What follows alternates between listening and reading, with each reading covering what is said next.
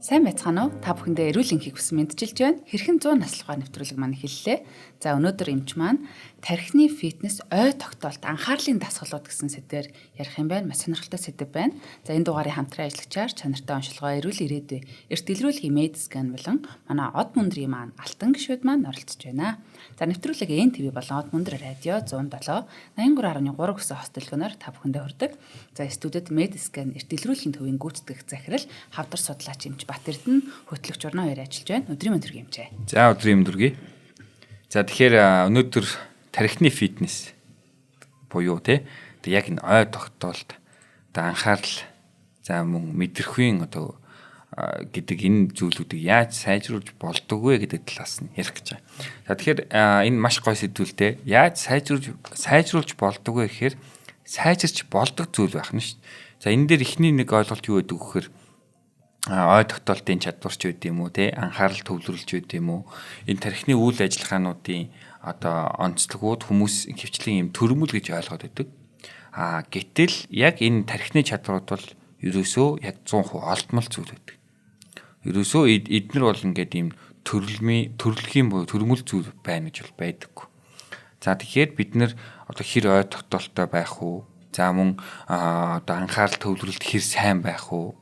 За түүнээсээ улбаалаад тархины үйл ажиллагаа, шийдвэр гаргалт, логик сэтгэлгээ энэ төр маань ерөөсөө тухайн хүний тархиа хэрхэн хөгжүүлсэн бэ гэдэгтэй шууд хамааралтай байгаад идэг. Маш сайхан мэдээ нэг тал. За энэ нь ерөөсөө төрөлхийн зүйл бол биш шүү. Хүмүүс энэ дээр ингэж андуураад идэг. За байхгүй юу? За энэ бол яг олдмол зүйл гэсэн үг. За жишээ нь юу гэсэн үг гэхээр судалгаагаар 80 настай хүн ч тархиа хөгжүүлж болно. 80 настай хүн ч байсан тархиа хөгжүүлж болно. Илүү сайжруулж болно гэсэн үг. Илүү сайжруулж болно.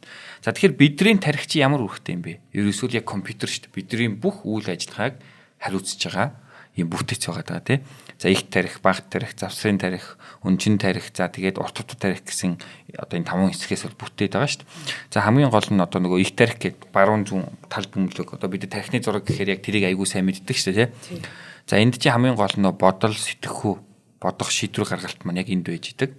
Ялангуяа их тархины энэ дагдсны хэсэгт нь урд талд нь бол яг энэ бодох, сэтгэх, шийдвэр гаргалт энд бол гол нь байж идэг. За тэгэл мэдрэхүйнүүд хүний яг 5 мэдрэхүй энэ чамархаанд хүний 2 талын чамархаа хэсэгт бол 5 мэдрэхүй өдөрдөг төв нь байж идэг. За дээрэс нь хүний урт тавтар тарих гэж нэрлэж байгаа шүү дээ. Яг дагдсны хэсэгт доош нь ихэнх спортын төрлүүдэд энд цохилт өгч байд юм хориотой байдаг шүү дээ. Бүр яг тулааны спортууд хүртэл бокс ч бай, UFC ч бай бүгдээрээ дагдсан хориотой байдаг. Ягаад гэвэл яг энэ дагдсны цаана байгаа урт тавтар тарихынд бол амьсгал зүрх судасны төв байрлаж идэг байхгүй ерөөсөө. За түүнээсээ болоод яадгүй гэхээр тухайн хүн маань амьсгал зүрх судасны төв гэмтээ шууд хөл төрөх ийм аюултай байдаг учраас жишээ нь хориулдаг. За тарих бол ингээд бүх хэсгүүдээрээ хүний биеийн бүх үйл ажиллагаа ингээд хуваад автсан байдаг. За одоо дараагийн гол асуудал нь тарих төл хөгждөггүй гэсэн үг асуулт. Яг хүний бие булчин шиг хөгжиж болох уу? Ер нь та юу гэж бодож байна? Ер нь эмчийнхээ ярианаас ойлголт авчлаа л да. Хөгжих юм байна. Одоо хэр зэрэг дадлагжуулж хэр зэрэг хүн тэрийг ашиглана уу төдий чинэл тэрэнд дасан зогцож хөгжиж идэг юм байна гэдгийг сонсоод бас баяртай сууж байна. Яг зөв. Энэ нь бол ер нь 2000-ад оны эхнээс эхлээд эрдэмтэд маш гоё нээлт гаргаад эхэлсэн байдаг. Энэ нь тархины уян хатан чанар гэж нэрлэдэг энийг. За тархины уян хатан чанар гэдэг нь тархи нь яг нь цаашид ер нь хэр хөгжиж байгаа юм бэ гэдгийг л хөгжих боломжтой байгаа юм бэ тарих гэдгийг л илэрхийлж байгаа гэсэн үг. За тэгэхээр тарих гэдэг зүйл бол байнга хөгжиж идэг. Ерөөсөө л байнга хөгжиж явж идэг. За бидэд энэ тарихаа хэрхэн хөгжүүлж сайжруулж байгаа гэдгээс шалтгаалаад энэ нь биднийг сайжрах уу тухайн цэг дээр яг нэг тогтсон цэг дээр байх уу гацчих уу гэдгээс бол шалтгаалж байна. За ингээд ер нь гаццсан байх тусмаа удаан хугацаанд яг өндөр настай болоод ирэхээр ухрах үйл ажиллагаа болно шүү дээ. Одоо яг нөгөө Паркинсоны өвчин, Альцгеймерийн өвчнүүд гэх мэт те мэдрэлийн гаралтай өвчнөд бол тархины хөгжил бас бууралтай холбоотой байгаад байдаг. За тэгвэл бид тархиа яаж хөгжүүлэх юм бэ? Яг булчин шиг хөгжүүлэх хэрэгтэй байна шүү дээ. Бид нэр одоо фитнест яваач юм булчин бид нэр ажилуулах тусмаа тухайн булчингийн хүч одоо хэмжээ томроод те хүчин сайжрах хэмэд тухайн булчин хэлбэр хэмжээ бүх зүйлийг хөгжиж сайжирч идэг. Түүнтэй адилхан тархи гэдэг зүйл маань сайжирдаг байна. За тархийг сайжруулах гэдэг нь ерөөсөй хоёр зүйлийг сайжруулахаас эхэлнэ. Хамгийн гол зүйл. Энэ нь нэгдүгээр ой тогтоолт, хоёрдугаарт нь анхаарал гэдэг хоёр зүйл. За энэ хоёрыг сайжруулахаас л одоо ойлголтыг ярихаас л бид нар цаашаана энэ тархийг хөгжүүлж болох уу болохгүй юу гэдэг зүйлийг ярих гэдэг гэсэн үг. За тэгэхээр энийг бол хувь хүмүүс гэхээсээ илүү те одоо энэ дугаарыг би бол ялангуяа олон хүмүүс ажилуулдаг хүмүүс аюул сан уншаасаа яваханда тархины хөгжлийг дэмжих үйл ажиллагаатай байх тусмаа тухайн ажилтны бүтээмж судлаа 40 хүртэл өсч идэм юм байна. За тархины үйл ажиллагааг хөгжүүлэх үйлдэл байхгүй газрууд бол юу гэхэд тухайн ажилтны бүтээмж яг эсрэгээрээ 40% хүртэл буурж идэг гэсэн. Жишээ нь би одоо Батэрдэн гэдэг энэ ажилтныг аваад ажилуулж ийн гэж бодъё л доо тий. Тухайн ажилтны хүрэх ёстой одоо чадамжийн хувьд, бүтээмжийн хувьд тий 100% байлаа гэж үзэхэд би тухайн ажлын байр нь, тухайн ажлын орчин, тухайн ажилтны тархины хөгжлийг хязгаарласнаас болоод тухайн ажилтныхаа бүтээмжийг 40%-аар бууруулах юм эрсдэлтэй байгаад идэв байна гэсэн. За тэгэхээр бид тэгвэл нэгдүгürt тархиа хөгжүүлэхийн тулд ой тогтоолт гэдэг зүйлэн дээр одоо анхаарал өгөх хэрэгтэй байна шүү дээ хамгийн чухал. За ой тогтоолт гэж юу гэдэг? Ой тогтоолт бол дотроо хоёр янз. Богино хугацааны ой тогтоолт, нөгөөх нь урт хугацааны ой тогтоолт гэсэн үг. Ой тогтоолт сайн байна гэд байх тусмаа хүнд туршлага гэдэг одоо гол зэвсгээ ашиглах боломжийг бий болгодог. Тухайн хүн олон одоо жилийн туршлагатай ямар нэгэн зүйлээр чадвартай тэ скил суугаад болж исэн ч ой тогтоолт муутай ах юм бол тухайн сурсан чадвараа мартна. Ингээд тухайн сурс одоо нэг одоо зүйлийг хийгээ сурцсан байсан те мэдээж эхний үед хэцүү зовлонтой байсан ч юм уу те тэр бүх зүйлүүд бол сүултээ өнгөөднө гэсэн үг. Тухайн чадвараа ашиглаж чадахгүй бол өнгөөдөж байгаа. За тэгэхээр трийг ашигладаг болохын тулд тэр хүний хамгийн чухал зүйл нь ой тогтоолт гэдэг чадвар байх хэрэгтэй. За хүнд хоёр янзын ой тогтоолт байна шүү дээ. Богино хугацааны ой тогтоолт, нөгөөх нь урт хугацааны ой тогтоолт гэсэн үг. За энэ бол тархийг хөгжүүлэх одоо ой тогтоолтоо сайжруулахын тулд ойлголт авах гол зүйл. За богино хугацааны ой тогтоолт гэвэл айгүй амарх. Тэгээ би яг хамгийн сүүлд та яг ингээд хамгийн сүүлд ярьсан 3 хүнийхээ нэрийг санаж гин уцаар ярьсан. Тэ? Нэрийг санаж гин. Яг 1 минутын өмнө бодож исэн бодлоо санаж гин. Яг юу бодож илоо те. За энэ бол богино хугацааны ой санамж. За урт хугацааны ой санамж бол ойлгомжтой. Хүүхэд насны те. Бүүр ингээд өнгөрөөд явцсан энэ урт хугацааны өмнөх зүйлүүдэд хэр санддаг вэ гэдэг асуудал байхад. За тэгэхээр ой тогтоолт сайн байх тусмаа тархи сайн хөгжинэ. За одоо нөгөө талаараа ой тогтоолт гэдэг зүйл нь өөрөө юу вэ гэхээр анхаарал гэдэг зүйлтэй 100% уялдаж юм. Тийм бай. Төвлөрчиж ой тогтоолт хөгжих юм байна. Ой тогтоолт хөгжиж оюун санаа хөгжих юм байна гэж ойлгох. Тийм. Анхаарал гэдэг зүйлтэй холбогдож шууд хамааралтай явах нь шүү дээ. Хүн анхаараагүй зүйлээ тогтоодоггүй гэсэн үг. Мемори хийж авдаг. Яг тэгдэг. Богино хугацааных ч бай, урт хугацааных ч бай гэсэн. За юу гэсэн үг вэ? Одоо ингээд биднэрт бүгдээрэнд нь одоо жишээ нь хоёуланд нь хүүхэд насны зөндөө дурсамж байгаа шүү дээ, тий? Зөндөө дурсамж байгаа. Бодогдоо сууж. За 100 дурсамж байлаа. Яг ижлэхэн 100 дурсамж байлаа гэвэл та хоёр ялгаатайгаар одоо юу яана гэсэн үг. Одоо яг ийм нэг ялгаатайгаар нөгөөхөө санах юм аа. Санана.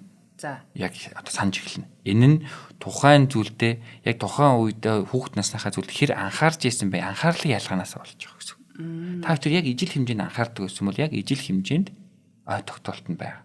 Хүүхэд насны дурсамжийн. Анхаарал нь төвлөрөлт нь хэр байсан шалтгаалаад тэр нь ой тогтоолт болж үлдэх үгүй юу гэдэг асуудал. Ой тогтоолт болж үлдчихэж тэр нь ирээдүйд тухайн хүнд олон төрлийн хард болон софт скил болж суудаг байна шүү дээ. Тухайн хүн. За тэгэхээр анхаарлыг бид нар ер нь одоо яаж одоо сурах ёстой юм? Яаж сайжруулах ёстой юм гэдэг нэг зүйл байна. За ийм учраас одоо яг хүүхэд наснаас эхлээд тархины хөгжлийг бол мэдээж аль болохоор залуу наснаас эхэлж хөгжүүлж эхлвэл сайн үр дүнд очино. Сайн үр дүнд очино. Харин одоо яг энийг сайн сурахгүй бол анхаарал төвлөрөлтөндийг сайн сурахгүй бол хүн ой тогтоолт дагаад мууддаг, ой тогтоолт анхаарал хоёр муу байснаас тархины хөгжил нь удаан байгаад. Наач ямар ноцтой. За ийм учраас бид нар нэг хүмүүсийг чи одоо ухаантай хүн, тэнэг хүн гэл янз бүрээр ингээл ангиллан бодоод байгаа шүү дээ, тий. Тэр нь яг энэ тухайн хүний тарих хэр хөгжсөн бэ гэдэгтэй л хамааралтай байгаа. Тэр хүн одоо ингээл нэг хүний ингээл ухаан хүрэхгүй байна гэдэг ч юм уу, ойлгохгүй байна, ойлгох энэ талаар мэдлэггүй байна гэл бид нар ингээл бусдыг ингээл янз бүрээр хүмүүс шүүмжилдэг. Ялангуяа одоо сошиал орчинд ингээл айгүй шүүмжилдэг шүү дээ, тий. Магадгүй тэр хүн яг тухайн нөхцөл хүртэл тархиа хөгжүүлээгүйгээр яг тодорхой нэг цэг хүртэл яах нь хөгжүүлсэн түүнээсээ дээш ахаагүй байгаа.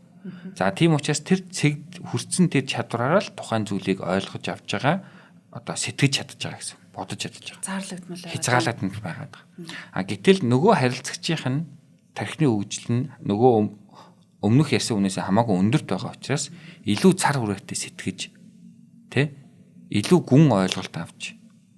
За мөн ингээд илүү сэтгэхэд илүү гүн ойлголт авсан юм чинь шийдвэр гаргалт нь мөн тухайнаас одоо логик сэтгэлгээ гаргалгаа нь хүртэл илүү өөр төвшөнд байгаа. Инхээр бид нар хоёр хүнийг нэг нь нэгээс илүү ухаантай, нэг нь нэгнээсээ илүү тэнэг гэж ангилаад байна гэсэн үг. Ямар гоё мэдээлэл юм чи. За ийм учраас бид нар ялангуяа энэ тархийг хөгжүүлэх гэдэг асуудлыг бага наснаас нь хийж явах хэрэгтэй учраас боловсролын систем хүртэл багаас нь гэдэг байна шүү дээ. Тэ байгалийн боловсрол хүртэл багаас нь. Хүн чинь ингээд бүх зүйлийг багаасаа сурч авч байгаа шүү дээ. Одоо байглаасаа. Тэр чинь бид нар багаасаа энэ тарих гэдэг зүйлтэй болсноос хойш бүх ямар зүйлийг танин мэдэхгүй замаар сурч авч байгаа гэсэн үг. Танин мэдэхгүй замаар сурч авч байгаа. За ингээд тархиа хөгжүүлж байгаа. За энэ танин мэдэхгүй аргаас сурч авч байгаа зүйл нь тархиа хөгжүүлж байгаа энэ зүйлэндээ хэр анхаарал төвлөрүүлж чадсан бэ гэдгээс шалтгаалаад тархины хөгжил нь ялгаатай байгаа. Хүүхдүүд одоо бид нар үнэлээд шүү дээ, A аваад байна. Зарим хүүхэд нэг хүүхэд нь A аваад байна, нэг хүүхэд нь D аваад байна. Тэр хоёр хүүхдийн дунд ямар ялгаа байгаа вэ гэвэл анхаарлын ялгаа л. Хамгийн гол зүйл. За ийм учраас одоо жишээ нь эцэг эхчүүд хүүхэд дээр гол юун дээр анхаарах хэрэгтэй юм бэ гэхээр анхааралтай л одоо яг анхаарал төвлөрөл нь хэр байна гэдэг дээр нь өөрсдөө анхаарал тавих хэрэгтэй байхгүй. Одоо эсвэгээрээ ээж аваад чинь бодох хэрэгтэй. Би өөрөө хүүхдүүд дээр хэр анхааралтай ханддаг юм бэ гэдгээ бодож эхлэх нь шүү дээ. За энэс чи эхлүүлэл ингээд тархийг хөгжүүлэх боломжтой байдаг. За жишээ нь одоо яг эд ингээл одоо мэдээж тархины одоо гүйцэтгэлийн хурд гэж одоо монголоор бол үзээд байдаг. За маш товчоор бол тархины одоо сэтгэлгээний хурд гэж нэрлэх юм уу да. Энэ чинь залуу байх тусам өндөр байна. Сэтгэлгээний хурд. Залуу байх тусам өндөр байгаа. Зүгээр нас ахих тусам зүгээр энэ хурд нь удааширдаг болохоос биш сэтгэхүйн чадвар бол буурдаг юм биш. Зүгээр хурд нь удааширдаг. Хамгийн тод жишээ нь гэвэл одоо орчин үед аягүй сайн ихсээд байгаа e-спортын тамирчтай шүү дээ, тийм. Дандаа ер нь e-спорт болох тусмаа залуучууд, залуу хүмүүс, залуу насн дээрээ амжилт үзүүлэх нь одоо маш их байгаа шүү дээ тэр хүмүүс. Яагаад вэ гэхээр сэтгэлгээний хурд нь одоо хамаагүй хурдан байдаг гэсэн хүн залуу байх үедээ. За энэ сэтгэлгээний хурд ийм хурдтай байхад нь л тухайн тархийг хөгжүүлэх боломж маш өндөр байдаг учраас яг энэ сэтгэлгээний хурд өндөр байх үедээ хүн суралцах хэрэгтэй байдаг байна шүү дээ. Илүү сайн суралцах хэрэгтэй байдаг. За тийм учраас бага наснасаа эхлээд бага сургуульд ороод ингээд ерөнхий академик боловсруулаа аваад цаашдаа бакалаврт сураад тий ингээд магистр ингээд хүн олон зүйлийг сурч мэдж байгаа энэ логик дараалал энэ тархины үйл ажиллагаатай бас хамааралтайгаар анхнаас нь одоо хийж өгсөн юм систем байгаа.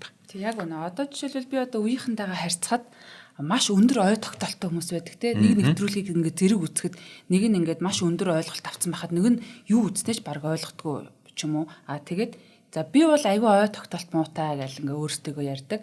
Зарим нэг нь болохоор бүр илт ингэж айгүй ой тогтоолтой байдаг нь одоо хэр зэрэг хөгжүүлснээсээ болдго юм байна. Би яг таны яриан дээр ингэж нэг юм айгүй сайн одоо ойлгож авлаа. Бид нарыг бага багт яг төвлөрөл гэдэг ийм чухал юм а гэж ерөөсөө хинч биднэрт хэлж зааж өгөөгүй. Манай эцэг эхчүүдийн уламжлалт нэг зүйл нь болохоор эцэг эхчүүд нь өөрсдөө хүүхдийнхаа энэ төвлөрөх боломжуудыг хулгайлаад байдаг. Гэр оронд маш их ач холбогдолгүй яриа явж байдаг амандаа нэг юм өглөөд идэх ч юм уу те. Тэр хүн чи яг нэг зүйлд гоё ингэж фокуслаад төвлөрөөд тэрийг ингэж бүрэн ойлгож ээж тэр хүнд одоо мартагдахгүй урт хугацааны одоо ойлголт дурсамж болж үлдчихэд энэ дээр манайхан яг эсрэгээрээ хүүхдтэй төвлөрөл гэдэг бол хүний хамгийн үн цэнтэй цаг гэдгийг одоо би өөрөө бас ер нь яг энэ дээр аягүй сайн ойлгодог байхгүй. Тэгээд одоо жишээлбэл гэр орондоо за ингээ байлаа шүү. Хэдүүлээ хоолныхаа ширээн дээр яг ингээ юмаа ярьчи. Бусад цагтаараа би ингээ номоо уншиж байгаа шүү. Эсвэл би ингээ юм төвлөрч байгаа шүү. Төвлөрөлт маань битгий саад болоорой гэд. Одоо жишээлбэл нэг ингээ датцсан байх жишээ. Тийм. Яг хүүхэд байх хугацааны тэр дурсамжийн чухлыг бол одоо жишээлбэл нэг төгөлдөр тоглолт сурах гал хүүхэд тахтаа нэг дандаа гэл нэг юм ингээл дарж сураал. Тэрнээс хойш би одоо юу гэдэг саяхан ингээ аяйгүй олон хөгжим тарахгаа үтсэн. Тэгээд тэрийг давтахгүй нэг 3 сар болоход би бүр огт санахгүй байгаа байхгүй. Хүүхэд насны нөгөө дандаа бол байж л байдаг. Тэгээд тэгж гүн үлддэг юм байна гэдгийг бас харчлаа. Тэгээд яг урт хугацааны ой тогтоолтынхоо чадвараар тэр нь танд бүр чадвар болоо суудсан байхгүй. Яг тэр хэсэг нь тий хүүхэд насных нь. За тэгэхээр ой тогтоолт анхаарал хоёрыг сайжруулж чадах болох уу? Болно. За анхаарал хамгийн нэгдүгürt анхаарал гэдэг зүйлийг хэрхэн сайжруулах вэ? Одоо нийгэмд байгаа бүх зүйл анхаарал сарниулах дайсан тоххой. Ялангуяа одоо энэ интернеттэй сошиал орчин, гар утас гэдэг зүйл бол номер 1 анхаарлын эсрэг дайсан. Хоёр дахь амьдрал дээр яг хүний хамгийн гол анхаарлын дайсан бол мультитаск гэдэг. Олон төрлийн одоо даалгавартай амьдрал гэх юм уу та. Тэ? Ажил нь олон төрлийн үйлдэлтэй, олон төрлийн ажилтай, олон төрлийн мультитаскинг хийдэг байх тусмаа анхаарал төвлөрөлт муу байдаг. Хүмүүс эсэргээрээ боддоо шүү. Одоо жишээ нь юу гэдэг зургт үзэж байхдаа ингээл өөр юм хийж байгаа хэрнээ хоёуланг нь мэдчихэдэг хүн айнстай амар лагмаг гэж бодоод байхгүй. Энэ яг эсэргээрээ. Тэгж та. Тийм. Анхаарал гэдэг зүйл бол яг сонгомол байдаг. Яг нэг л зүйлд би ингээд анхаарал тухайн нөхцөлд тавьж тархиныхаа үйл ажиллагааг 100% зарцуулж ийж тухайн зүйлэн дээрээ фокуслж чаддаг гэсэн үг. Хоёр болчоод хүн чадхаа болчихно. Анхаарал сарнилт бол. Яг тэгдэг. Анхаарал сарнилаа дахиад эхнээс нь эхэлдэг. Би одоо юм чинь ингэдэг байхгүй. Ер нь ингээ байнгын подкаст сонсдог. Сонсож байхдаа яг ингээ үг бүрээр нүгүүлбэр бүрээр нь ингэж ойлгож сонсоод би тэрийг яг төвлөрөөд ингээ өөрөө яг тэрийнхаа нөгөө флоунд нь орно гэдэг шиг тэгж сонсдог. Тэр хоорондоо би нэг жоох стресстэй юм уу, өөр юм бодох юм уу, тэнд явж байгаа нэг хүнийг харах хооронд ингээд нөгөө агуулгыг ингээ алтчдаг байхгүй. Тэгээ буцааж гүйлгэнгутаа тавьжээ сонсохгүй бол барьж авч чаддгүй. Яг тийм.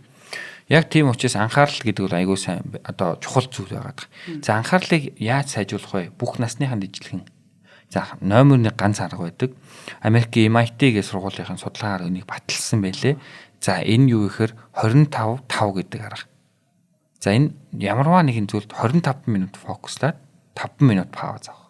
Дахиад 25 минут фокуслаад 5 минут одоо пауз авах. За энэ аргыг одоо хүүхэд жилдэхгүй бүх насныхан биедээ эхлээд энэ зүйл юун дээр ч фокуслж чаддаг энэ 25 гэдэг энэ чадварыг биедээ суулгах хэрэгтэй юм байна. Эхлээд тийм ээ.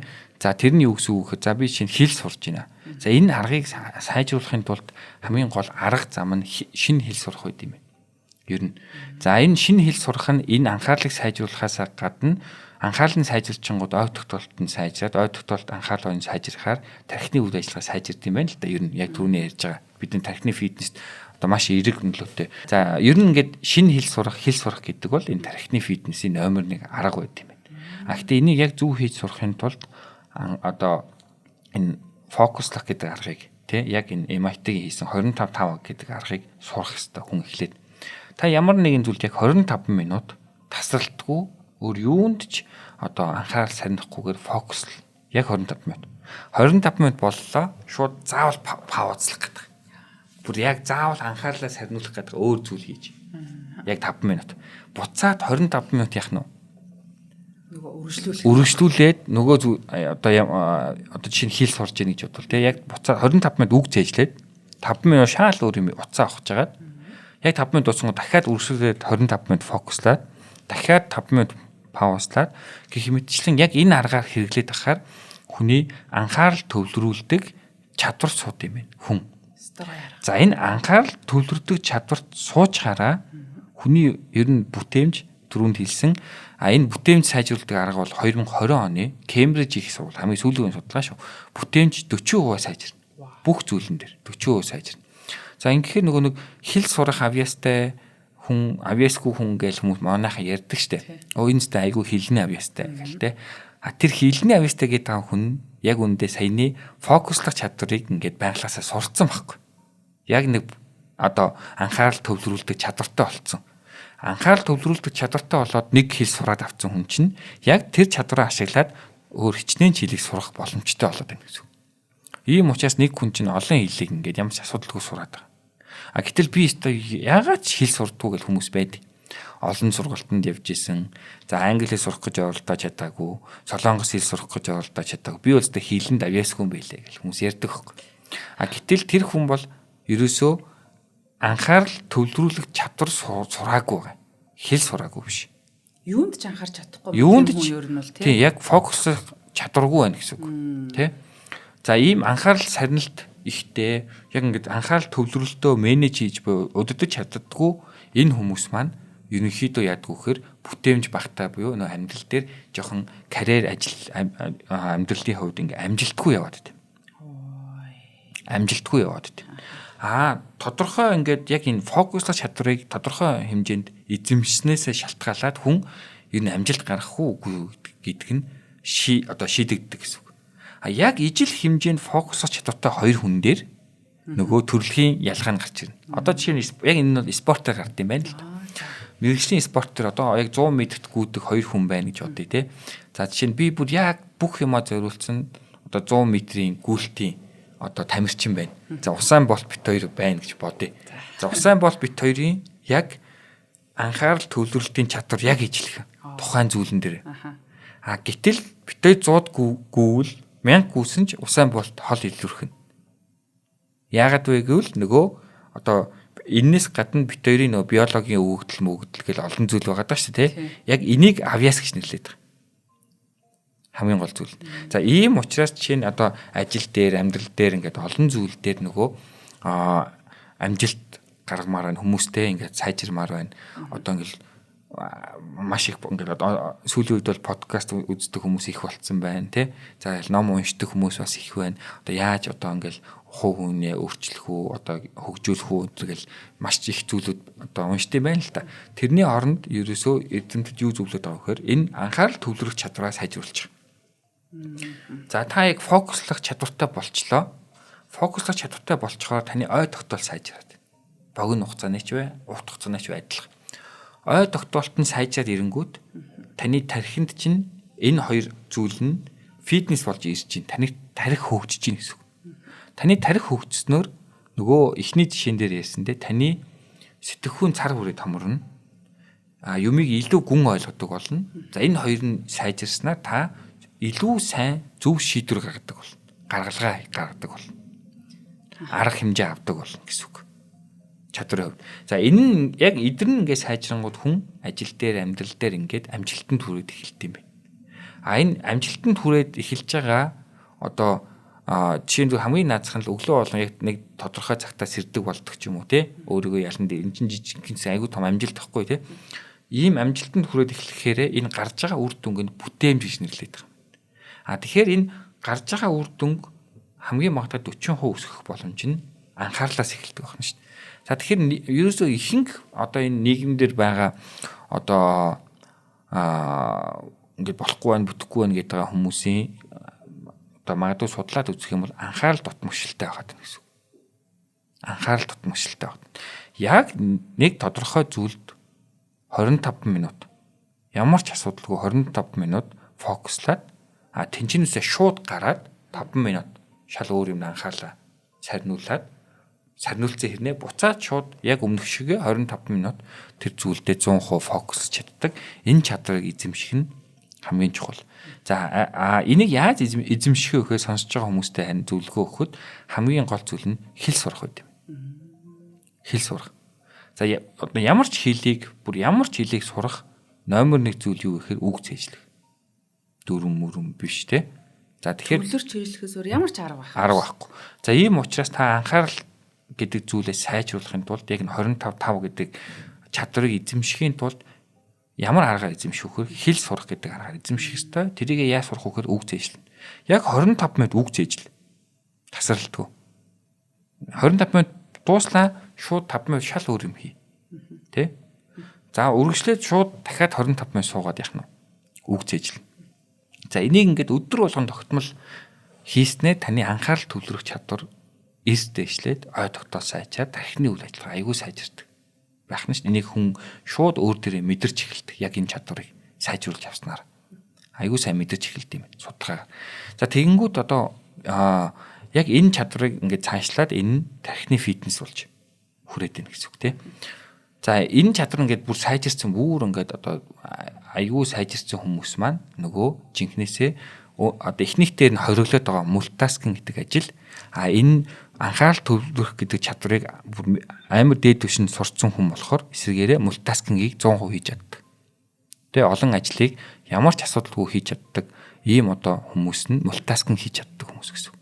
За энэ нь олон улсын судалгаараар хэвчлэн SEO төвшний буюу гүйцэтгэх хөдөлгөөний төвшний хүмүүс ийм мультитаскинг чадвартай болсон байдаг. Энэ нь анхаарлаа төвлөрүүлээд сурцсан гэсэн. За би яг 25 минут одоо чинь яг энэ нэг А гэдэг асуудал дээр анхаарлаа хандуулаад 5 минут паузлаад дараагийн 25 минутанд Б гэдэг асуудал дээр анхаарлаа 100% төлөвлүүлж яхад одоо би Б гэдэг зүйл дээр 25 минут бүр тасралтгүй анхаарлаа төлөвлүүлж яхад эхний А гэдэг асуудал надад огт сатаа болдгоо гэсэн. Над бодогдохгүй одоо миний анхаарлыг сарниулахгүй гэх мэт те. Ийм чадвартай болцсон хүмүүс маань олон үйлдэлийг, олон ажлыг нэг дор амжуулах, зохицуулах те өндөр гүйцэтгэлтэй байж чаддаг гэсэн үг. Ерөөсөө илүү их амжилтанд хүрч чаддаг гэсэн үг. За ялангуяа энэ нь бол ингээд одоо юугаар илэрдэггүй гэвэл сайн зүйл нь уул нь юу байд юм бэ? E-спортууд, компьютер тоглоомууд байд юм байна. За энд яадгүй гэхээр хүүхд байх цагаасаа илүү олон минутыг анхаарч өнгөрөөдөг. Энэ нь хэмжээнээсээ хэтэрчээд байгаа. Ер нь бол компьютер тоглоом тогтмол тоглодог сайн одоо хүүхдүүд ч байд юм уу те хүүхдүүд ингээд яадгүй гэхээр тархины үйл ажиллагаа сайн байгаад ддэг гэдэг ийм судалгаа байдаг та сонсч ирсэн бол те гэтэл сөв тал нь хитрхи удаан хугацаагаар тухайн одоо анхаарлаа хандуулсанасаа болоод одоо донтолтод хүрэх ч гэдэм үү те эсрэг төлөлийн арга хэмжээтэй юуг нь хийхгүй вэ 25 юуг нь хийхгүй вэ нөө 5 гэдэг зүйлийг хийхгүй пауз авах гэдэг шүү дээ те анхаарлаа өглөө боллоо анхаарлаа өглөө боллоо гэх мэт. Яг энэ одоо чадрыг бид нар сурч авснараа яг энэ тархины үйл ажиллагааг аягүй сайн дэмждэг юм байна гэсэн үг. За та ундаа энэ чоноо харамг гээд дархлаа дэмждэг. Энэ маш гоё зөөлхөн амттай. Архитект нэг чихэрлэг мэхрэрлэг биш. Тэгээд цус шингэлэн биеэс хорт бодис гадагшлуулна. Хавдрын эсрэг үйлчлэгээтэйгээд бас юм гоё олон заалттай байна. Одоо байгалийн нөгөө зэрлэг жимс Монгол оронд маань ургадаг тий. Тэгээд энэ хамгийн гоё юм нь болохоор таны худалдан авалт тутмын 150 төгрөг нь чоноо харамг жимсийг хамгаалах, нутагшуулах хөлсөд зарцуулагдана гэж байна. Тийм биш тий. Ямар гоё. Энэ харамг гэдэг энэ бас зургийг харахаар нөгөө би шинэ дорн говь. Тэнгүүд говьд чинь ганцхан жимс өгдөө шүү дээ. Харамг гэж жимс өгдөг тий. Одоо тэр юм болов чонон харамг гэж сонсож байгаагүй л дээ. Харамг гэдэг говийн харамг жимс гэдэг амтан төстэй жим шиг. Тий, Wolfberries гэдэг юм бэлээ. Яг эмчи сая нэг 25/5-ын арга бол айгүй гоё юм байна. Одоо манай сонсогчд бүгдээрээ энэ дээр айгүй сайн анхаарсан баг. Би тэгээ бас өөрийнхөө миний англи хэл биш та баг ингээд 10 хэдэн жил яг ингээд нэг төвшөндөө очиж гатцсан байхгүй. Нэг халтар малтар энэ тэнд нэг уучраа олчоол идэг. Тэгээ гатц ерөөс огт ингээд ахиж байхгүй. Тэгээд яг энэ төвлөрөл гэдэг зүйлийг айгүй сайн ингэж ойлгоод мэдрээд одоо тэгээд нэг аппликейшнууд ч гэсэн өөрөөсөө яг таны нэг хэлсэн шиг юм нэг 25 болоод дуусчдаг ч юм уу те флаш картуудаа ингээл нэг 25 минут орчим болоод дуусчдаг. Цаанаасаа ер нь тэгж тааруулаад ах шиг байгаа хүний анхаарах цагт нь тааруулаад тэгээд яг өдөр тутам тасралтгүй энийг одоо ингээд жил гараа хийхэд миний нэг 10 хэдэн жил гаццсан байсан хэлний төвшин бүр ингээд төгжээрнээсээ тайлгтаад ингээд гараад ирсэн чинь яг биеэрээ мэдэрсэн байхгүй. Тэ төвлөрөл үнэхээр хүнд юм сургах юм байна. Би тэр өнгөрсөн 10 хэдэн жил яагаад ингэж гоё системтэйгээр ингэж төвлөрөх тухай мэдэхгүй л ахгүй тий. Тийм байсан байлээ. За хоёулаа нэвтрүүлгийнхаа хамтран ажиллах хэлцүүдэд өргөжлүүлье. Медискан нэрт дэлгэрүүлгийн төв маань манай эрүүл мэндийн нэвтрүүлгүүдийг ивент тэтгэж ажилдаг.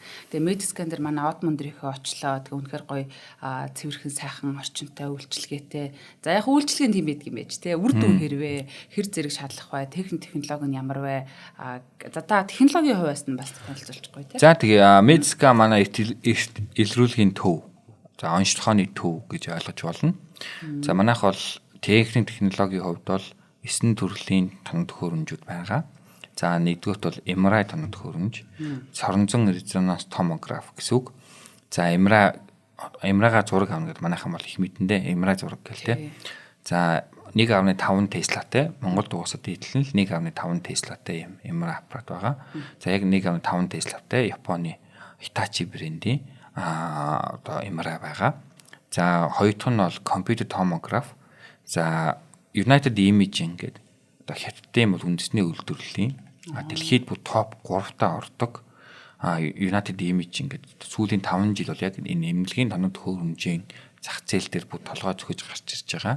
Гараад ирсэн дэлхийд бүр 3-т орж байгаа энэ том брэнд байгаа. За яг энэ United Imaging брендийн UCD 528 гэдэг ийм загвар. За цацрагийн хэмжээг хүнд очиж байгаа эрдэнэтгийн цацрагийн хэмжээг одоо маш ихээр бууруулсан те маш бага одоо цацраг өгдөг. За мөн зургийн чанараа сайжруулдаг химэл уян ухаанаар ажилдаг. За бүтээмжээ маш дээшлүүлсэн буюу үйлчүүлэгчийн тав тухтай байдлыг хангасан гэд хамгийн богино хугацаанд зураг авдаг гэсэн. Харин тийм баха. Би нэг өөрийнхөө нурууны ясныг бодоод байна л да. Танаа эмнэлгээс авсан. Бүр ингээд яг бодит яс шиг ингээд 360 эргүүлээд би бүр нурууныхаа тэр нөгөө доогуур өвгөр диск миск гинт бүх юм ингээд хараад ингээд ер нь тийм аимшигтай ерний бишрэх мэдрэмж төрсөн. Тий. Яг ийм одоо зураг авдаг ийм аппарат байгаа. United Imaging. За CD-ний хувьд бол тооцогчтой болон тооцогчгүй хоёр төрлийн компьютер томографи бүгдийг хийдэг гэсэн үг. За дараагийнх нь бол Mindray брендийн одоо 330 DJI 330 гээд 2024 оны загварын буюу хамгийн сүүлийн үеийн дижитал эрдэнэтхэн байж байгаа. За маа дижитал эрдэнэтхэн зураг бол маш сайн чанарын зураг авдаг ийм одоо эрдэнэтхэн аппараттай. За мөн манай Echo-га Mindray брэнд Resona IS гэдэг бас хамгийн сүүлийн үеийн ийм одоо Echo аппарат. Одоо ер нь маш өндөр үнэтэй. Монголдоо бол нэлийн баг 1-2-т орох өндөр үнэтэй ийм одоо Echo аппарат. Бүх төрлийн Echo шинжилгээ хийж байгаа. За энэ дээр бол Echo аппаратын давуу тал нь бамбайн дээр хөхөн дээр, илгэн дээр химэл уян ухаантай. За даатчихэд дагаад ингээ химэл уян ухаан уншдаг. Ийм бас одоо нэмэлт давуу одоо модель одоо юу гэнд протокол гэж нэрлэдэг ийм програмуудтай гэж ойлгож болно. За мөн зүрхний өнгөд айхон дээр тэгээд цаашлаад одоо хэвлийн бусад эрхтнүүдээр хэмэд олон төрлийн нэмэлт протоколуудтай ийм одоо сайн чанарын Echo аппараттай.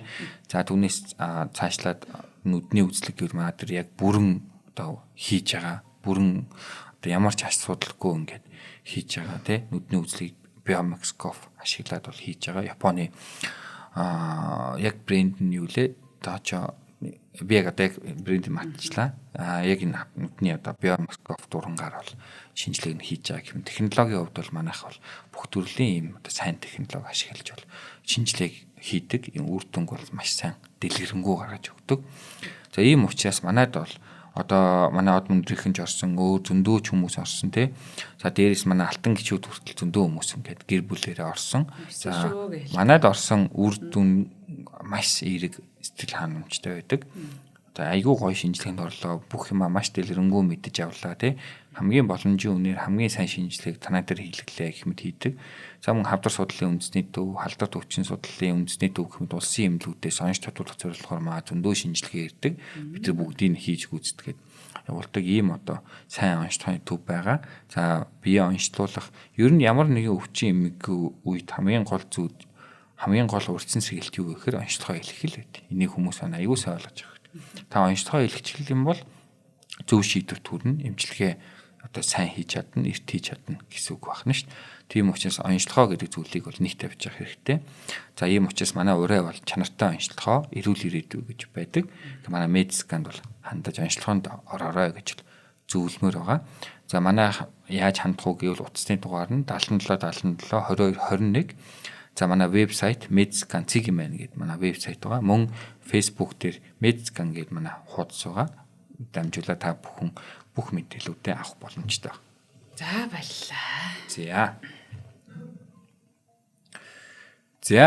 За би нэг алтан гишүүнийхаа нэг асуултыг тавьчих. За багасын хүүхдийг төвлөрүүл сурах хэрэгтэй байна. Тэгээд энэ шоу эвлүүлэх нь тэгвэл их анхаарал сайжрахад их туслах юм биш үү гэдэг чинь. Яг тийм. За шоу эвлүүлэх нь анхаарал сайжруулах биш. Ой тогтоол сайжруулах гэдэг. Шоу эвлүүлэх. Төвлөрчөөж тийм мэдээж төвлөрөх гэдэг нь ямарваа нэгэн зүйл нөө түрүүнд ярьсан шүү дээ, 25 арга гэдэг яг фокусж чадах гэдэг арга байгаа. За яг анхаарлыг сайжруулахын тулд хүүхдэд бол дуртай зүйлээр нь эхлүүлдэг. Бага наснд нь дуртай зүйлээр нь эхлүүлж анхаарлыг төвлөрүүлдэг. Спорт дуртай байна уу, юунд дуртай байгаа вэ? Тэрүүгээр нь далиндуулаад анхаарал яг юмд анхаараад тогтоо суудаг, төвлөрдөг энэ чадрыг суулгах чинь.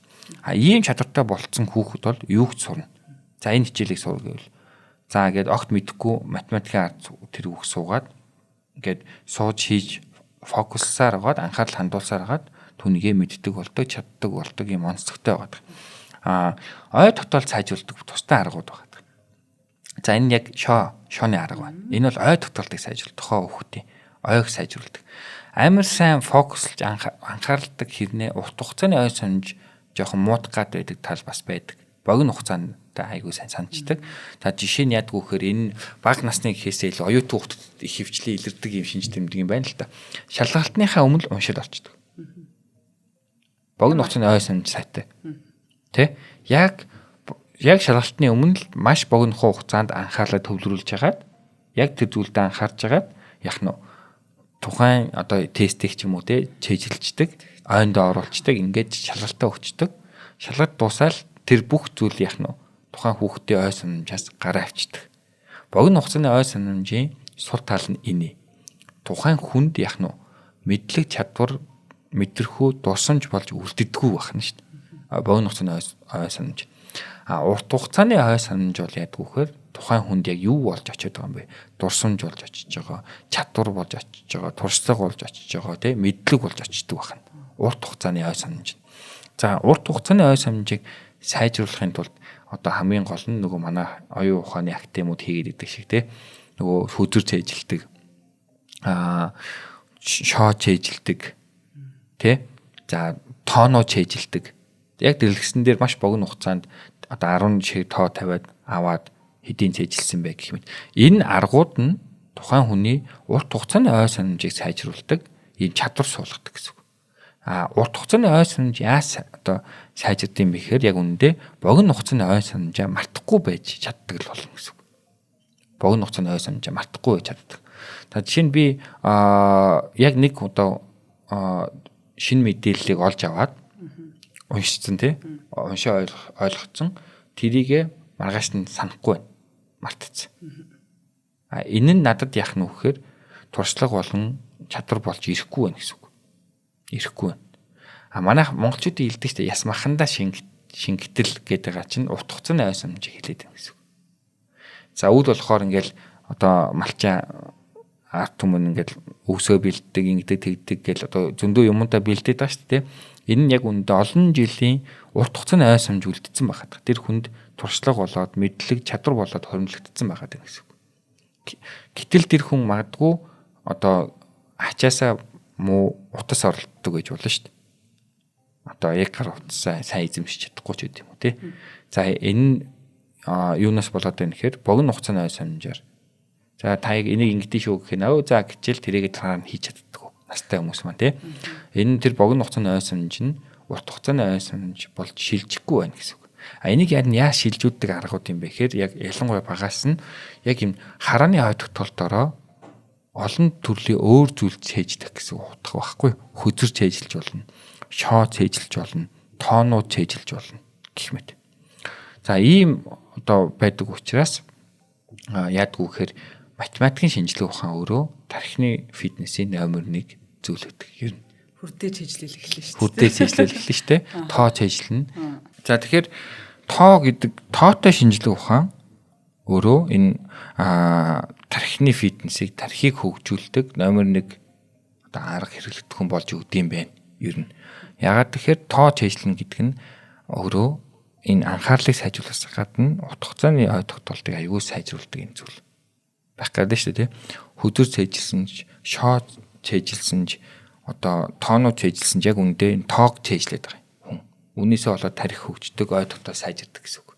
За тэгэхээр математик байна, физик байна, хим байна. Бүгдээ тоотой шинжлэх ухаан. Энд сайн байх тусам тарих яах нь илүү хөгждөг, илүү сайжирдаг. Тарих сайжирна, тарих хөгжин, тарих гэдэг нь түрүүний ярьсан тархины уян хатан гэдэг чанар нь сайн хүнийг хэлээд байгаа. Илүү хүн. Тархины уян хатан чанар нь их байх тусмаа тархины уян хатан чанараа ялгаатайгаар хүн чинь нэгнээсээ илүү ухаантай буюу тархины цар хүрээ өндөр байгаад. Тэгээ ухаантай хүн гэдэг бол ямарваа нэгэн зүйлд яах нь зөв дүн шинжилгээ хийдэг, зөв гаргалгаа гаргадаг, зөв шийдвэрт хүрдэг хүнийг ухаантай хүн гэж нэрлэдэг байгаа. Энэ яг хурдан сэтгэдэг хүний гэж юм уу? Яг хэлээд байгаа юм бол бас биш. Тэнэг хүн гэж одоо бид нэрлэдэг байгаа зүйл юу вэ гэхээр дандаа яах нь ер нь эцсийн үр дүнд буруу шийдвэрт хүрдэг хүнийг бид тэнэг хүн гэж бол нэрлэдэг байгаа гэсэн. За энэ нь тархины уян хатан чанар ялгаатайгаас болоод байна гэсэн үг. Тэгээ төсвөлд нь дөрөнд хэлсэн нөгөө Усайн Болт бит хоёр одоо уралдуул гэдээ ярьсан шүү дээ тий. Бид нар яг анхаарлаа ижил хэмжээнд төвлөрүүлж чадсан бол түүнээс цаашх нь биологийн өгөгдлөөр ялгаатай болоод болохоос биш яг анхаарал төвлөрөлт нь ижил байх юм бол бид нар одоо нэг ижил зүйлд хүрэх бол боломжтой гэсэн. За тэгэхээр спорт дээр ингэж авч байгаа бол яг одоо оюуны хувьд жишээ нь одоо тархиа ашиглаж байгаа тий одоо оюуны хувьд бид харах юм бол та бусдаас илүү анхаарлаа хандуулж чадах юм бол тухайн зүйл дээрээ илүү амжилт олно гэдэг нь тодорхой байдаг бахнэ. За ингээ өнөөдрийн дугаар энэ хүрээд өндөрлж ах шиг байна тий. За өнөөдрийн дугаарыг маань хамтран ажиллагчаар манай алтан гишүүд маань ажиллалаа. Тэгээд од мөндөр суугийн маань 1050 сэдвээ зарлаад одоо нэвтрүүлгүүдэд нэгийн 100 төгрөгөөр үнэлээд гэхүү те одоо нэг 100 мянган төгрөгийг та бүхнээс одоо хандив маягаар аваад ингээд алтан гишүүн гээд групп үүсгэсэн маань группт болохоор шинжлэх ухааны танин мэдхүйд одоо дур сонирхолтой хүмүүсийн нэгдмэл юм одоо баг гэх юм уу те нэг юм группийн хүмүүс болж байгаа. Тэгээд нэг сонирхолтой хүмүүс нэг дор байна гэдэг л ер нь маш гоё алтан одоо тэр ярих зүйл нь байд юм уу одоо биднийг дэмжиж байгаа асуулт ирж байгаа энэ бүх нэвтрүүлгүүдийн лайв дээр хамт байж байгаа ийм хүмүүс байдаг. Тэгэхээр манай од мөндөр гэсэн энэ худалдаа хөгжлийн банкны данс байгаа 91 уучлаарай 41 91 тэг 4 51 8 гэсэн дугаар байна. Энэ данс руу та өөрийнхөө Facebook нэр бол утасны дугаарыг бичээд 100 мянган төгрөг шилжүүлснээр та одоо манай алтан гишүүн болох боломжтой. За алтан гишүүд маань бол одоо энэ шинжлэх ухааны танин мэдхүйг бусдад дэлгэрүүлэх энэ үйлсэд яг гар бие оролцож ингэж одоо биднийг дэмжиж байгаа дутууг мөн өгч байгаа ийм одоо чухал хүмүүс байдаг. Тэгээ бид бүхэн бол алтан гишүүдэд зориулсан ивент үйл ажиллагаа алтан гишүүдэд яаж халамжилж болохоор тэр бүгдэн дээр бас анхаарч ажилладаг саяхан бас манай алтан гишүүдийн маань од мөндрийн маань нэг жилийн болоод алтан гишүүдтэйгээс уулзаад маш сайхан хориг бас хамтдаа үдлээ. За тэгээд эмчээ өнөөдрийн дугаар бол маш сонирхолтой дугаар байлаа. Гоё арга бас зааж өглөө те. Ер нь бол одоо хоёр нэлэх хүүхдийн төрсөн нэлэх хүүхдийн тарих гэдэг бол яг л адилхан хоёр байна. Ямар нэгэн ялгаа ер нь бий юу? Одоо генийн гэдэг юм удмын энтер гэл нэг ярьдаг ч та тий. Баггүй. За тэгэхээр тархийг хөгжүүлэх зүйл нь түрүүний хэлсэн анхаарлаа яаж төвлөрүүлж байгаа ой тогтоолт нь ямар үгдэг шалтгаалаад ялгаа гарна гэсэн. За сүүлийн асуулт нь хэрвээ бид тархиа ингэж сайн хөгжүүлж чадах юм бол одоо нөгөө зөнөөрөл одоо тэнэрэл гэдэг юм уу. Тийм одоо энэ наснаас шалтгаалж байгаа ийм зүйлийг ингэж одоо урьдчил сэргийлж чадах уу? Чадна. За баярлалаа эмчээ. Нэвтрүүлэгтээ хамтдаа байсан үзэг сонсогч та бүхэндээ баярлалаа. Нэвтрүүлгийн маань хамтрагчаар чанартай онцлогоо эрүүл ирээдүй эртэлрүүл хэмээцдэг нь болон од мөндрийн маань алтан гишүүд байлаа. Нэвтрүүлэг НТV. За од мөндрийн радио 107 83.3 хүс хостолгоноор та бүхэндээ хүрлээ. Хамтдаа үзэг сонсогч болон эмчтэй их баярлалаа. Дараагийн дугаараараа уулзъя та. За баярлалаа.